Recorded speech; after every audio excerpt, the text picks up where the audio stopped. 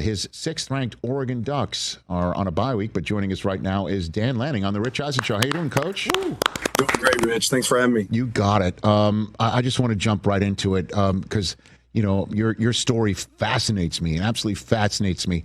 Is it true you were a high school coach that drove half a day to try and get a gig with the University of Pittsburgh back in the day? Is that a true story, Dan? Yeah, drove through the night. I went and taught elementary PE that morning, did weights after school, and then got in my car and drove to Pittsburgh. So worked out. So you're an elementary physical education teacher. Yeah, great gig, by the way. Great gig. I loved it. It's like me and the janitor were like the two guys. The principal were like the three guys in the building. It was fun. I loved it, but I had a passion to coach at a higher level, and I'd really been trying for a long time to get, try to work my way into college, and I didn't have a lot of success. And I'd gotten a phone call from a coach that had just gotten to Pitt, Keith Patterson. He said, "Hey, we might have something."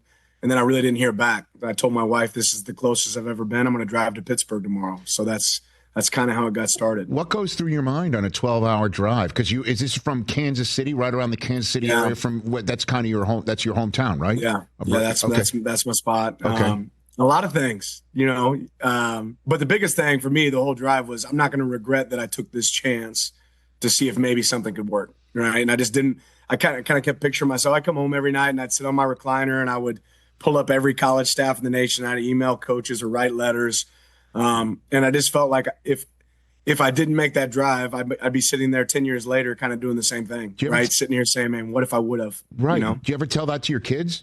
Your actual they know it. We don't talk about it very much. Seriously? Yeah, we don't talk about it much anymore. Okay. But yeah, I mean, I've certainly mentioned it. I'm a big goal setter.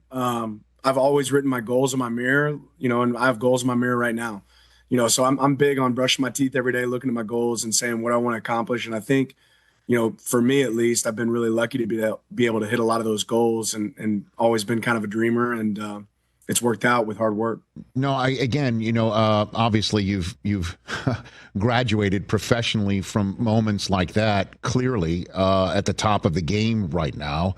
But the only reason why I ask that is it is a story about taking chances, taking risks, belief in self. It's the exact sort of stuff that you want to instill in players to win a championship. Yeah. That's why I asked, for sure. Yeah, and I think they're familiar, but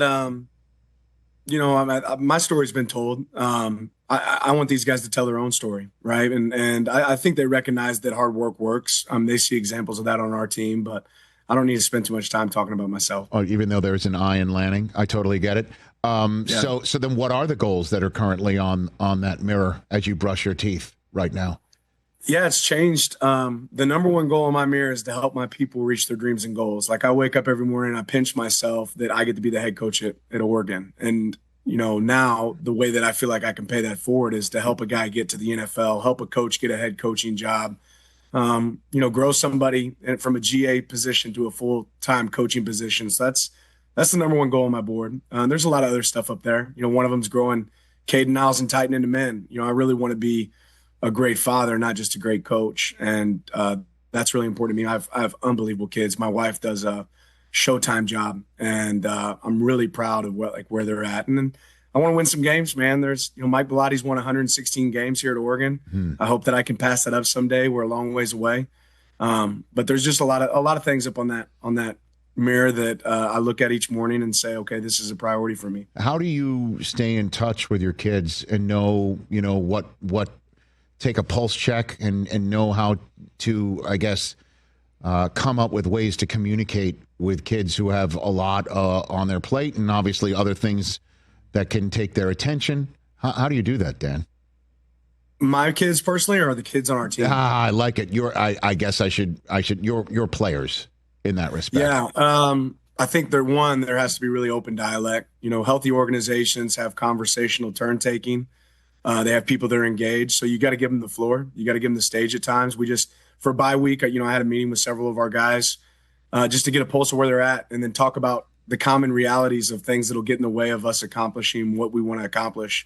Everybody deals with distractions, players, coaches, teams. So how do we manage distractions? And you just put it out there in the forefront and have, conversations where you feel like you can be open and honest with each other. I think that's where it starts. For sure. And then come up with ideas on how to motivate. I mean, again, I'll just go back to what I saw when you were talking to your players prior to going to the big house, because, again, that's my alma mater, as I'm sure you know. And you were just basically said something along the lines of, in the second half, we're going to look up and we're going to see some empty seats and people are going home because of the way we're playing. And you then stopped the players in the middle of the game and said, take a look, this is what we talked about. How do you come up with stuff like that? I mean, I think you try to pull motivation from anywhere, but that comes, specifically from Coach K talking about playing, in a road environment. And he talks about that feeling. He talked about calling timeouts in moments and looking around and saying, see, I told you. And that one just kind of played out. But that was definitely from a Coach K talk to his team, and what that played out like for us. And we try to find moments in every game, try to find things that'll relate to our players in every situation, and try to predict a little bit of what the story might play out to look like. Dan Lanning, Oregon head football coach here on the Rich Eisen Show. And again, I know you've only been there a handful of seasons, but this sport is changing. It seems like every week. It seems like every hour and every minute. How has your job changed from the first second you took it to this moment? Yeah, I said early on, I think it's more true now than ever, that being able to adapt is the most important trait of any coach. And then having some emotional intelligence and awareness of the people around you and what direction you want to move. But it's changed a lot, and it'll continue to change, and you have to be nimble and able to adjust.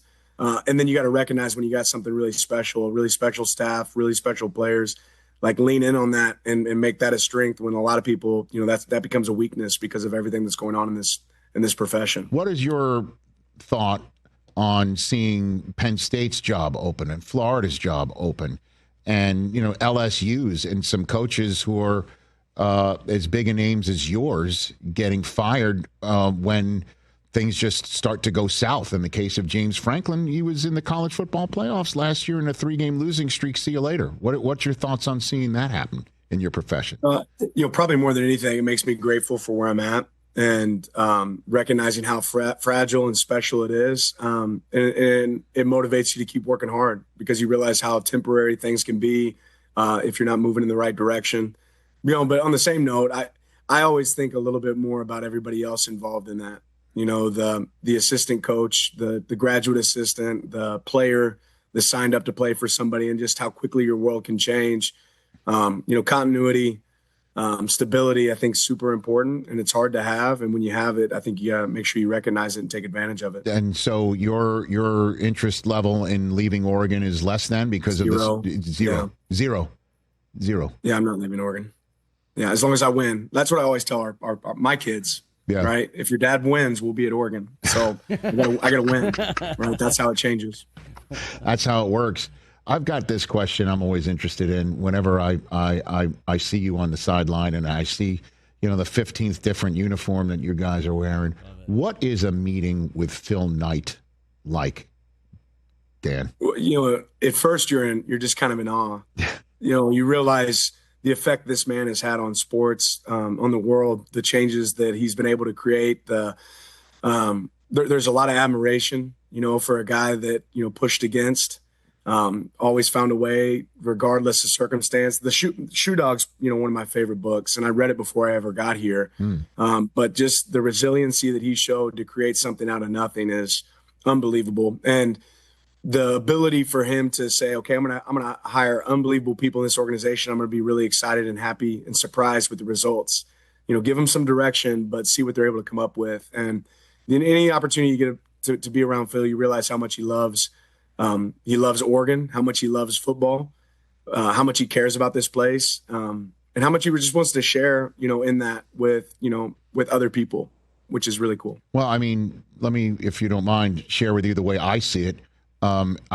Is it like in an office? I think it's just an office that is the most incredibly decorated office. There's shoes everywhere, right? There's like a Jordan photograph that's autographed there. There's, I don't know, it's like some sort of music, like you're waiting for your spa treatment that's playing in the background. Is that, am I anywhere near this sort of thing? Like it's mystical. Unfortunately, There's something mystical. no. Most of my meetings, most of the times that I've linked up with Phil, it's very it's very casual. It's in the locker room post game. Okay. It's in my office. It might be at my house, or it might be at Nike's campus, but it's been a lot of different places. I mean, it's a phone conversation. He's very, he is genuinely who he is, and it's not flash and flare with him, even though Nike, obviously, in our jerseys and everything we have, I mean, he's wearing the same outfit each day. The conversation's very similar, but it doesn't take a lot of pizzazz for him. It's just the opportunity to be able to talk to somebody that's accomplished so much. Dan Lanning, a few minutes left with the Oregon head coach here on the Rich Eisen Show. So you're from Kansas City. Is it safe to assume, for lack of a better phrase, that when you're not, in the college world and you're popping on an NFL game, you're rooting for the Chiefs? Is that what I'm a big Chiefs fan. I'm a big Andy Reid fan. Okay. Big Patrick Mahomes fan. Yeah, absolutely. Okay. Love the Chiefs. So what does it mean then that the person that could be standing in their way is Bo Nix and Troy Franklin, man? Like, what do you think of, I not to put you on the spot here, but this is an interesting situation here, Blood's thicker than water, and those guys are blood. And those guys, they've been in our locker room. They've sweated with me. But you know what? You always hope that I love seeing the Chiefs win. I'll always be a big Chiefs fan. My guys know that. I got Jeff Bossa that's playing for the Chiefs now. We got some guys that are with the Chiefs, so I can pull for them. But I want to see Bo and Troy, Herbert, Mariota, all the guys. Yeah, that's right. Tear it up. We got some guys with the Chargers too. Caldwell. So I want to see all of our guys go have success, and I'm always going to be cheering for their success over my personal hopes. And the Chiefs, we've had some Super Bowls, so maybe it's time to share some of those with some other people. I like with some Ducks. Listen, I saw Bo Nix over in London, and I got a chance to meet with him and talk with him and, and get to know him just a slight little bit, as one would just in a few minutes when you're interviewing them or seeing them on the sideline. And there's just some it factor about him. And obviously, I think part of his success is the number of reps and snaps and games that he played at the collegiate level. And obviously a lot there in Oregon. And you've got Dante Moore that you're trying to send to the next level right now. What is your philosophy on quarterbacks and how they can get ready for the next level and how long they should get it in the professional level till we can see somebody fully bloom like Bo Nix right now, Coach? I think everybody's different, and Bo is an unbelievable example of somebody that needed an opportunity in a place where somebody could identify their strengths and let them go flourish. And he got better and better every single year here. I think you're seeing it now in his NFL career. I always felt like I had a coach on the field, with Bo, and his intelligence was second to none. And there's some things that he did really well, and he certainly flourished here at Oregon. But quarterbacks have played really well here for us, regardless, whether it's Dillon Gabriel or Dante or Bo. I think this is a great system for quarterbacks to be able to come and play and lean into their strengths. So what it looks like at the next level, that's harder for me to say. I haven't spent any time there. But when you have good people that work really hard, there's an opportunity for guys to have success. Do you speak to Dillon Gabriel, say, throughout this process before he got his start, by the way, in London, of all places? Like, what are your conversations with him like these days? Yeah, we've talked, and what's really cool about all these guys is they still pay attention to us too, and I think that speaks a little bit to what Oregon is. But Dillon and I've caught up, and a lot of times it's more small talk than it is us talking about football. It's more about the relationship. He still follows our guys. He still talks to Dante. They talk to guys on our roster. But I'm really thrilled with what these guys are doing at the next level and what kind of people they are, more than just what they're able to accomplish on the field. Tez Johnson's soundbite about when he heard Buccaneers fans chanting MVP, he thought it was for him. Unbelievable. Unbelievable. You saw that, yeah, huh? You caught that, huh? It was a nice take back to me remembering moments with Tez. That was so cool. So that's on brand? Is that what you're saying? On brand, for sure. You got a good story about Tez and Bo and obviously their relationship that you saw firsthand, and we all know, how they're part of the same family? Right. Coach? No, they're Bo obviously was one really pushing for Tez whenever he first hopped in the portal. He's walked into our office and he's like, Coach, you have to take this guy. And then you pull it up and you're like, he's 145 pounds. Like, what are you talking about? Right. And then you watch the film and he's special. But Tez, he is a ball of energy. He brought juice every single day. I love seeing what he's able to do right now for the Bucs. And I think He's got a great, bright future ahead of him, but his energy is what's special. His mindset, he loves people. He's a pleasure to be around, super competitive. So, yeah, I'm really thrilled for his success. Yeah, man, you got Bucky Irving there, too. They might be standing in the Chiefs' way. Also, Christian Gonzalez. The Patriots are going crazy right now. You got some ducks in a row, if you will, right now. It's been good. In the NFL. And then, your time with Georgia as well, which means, the Eagles are standing in the way also. It's kind of almost synonymous. So in the few minutes I have left with you here, how do you now get ready for a college football playoff? You know what's ahead now, and obviously the world has changed in college football. You're gearing, obviously, in a week-to-week situation. That is a clear thing. But you're also gearing for the ultimate, which is 4 games in December and January.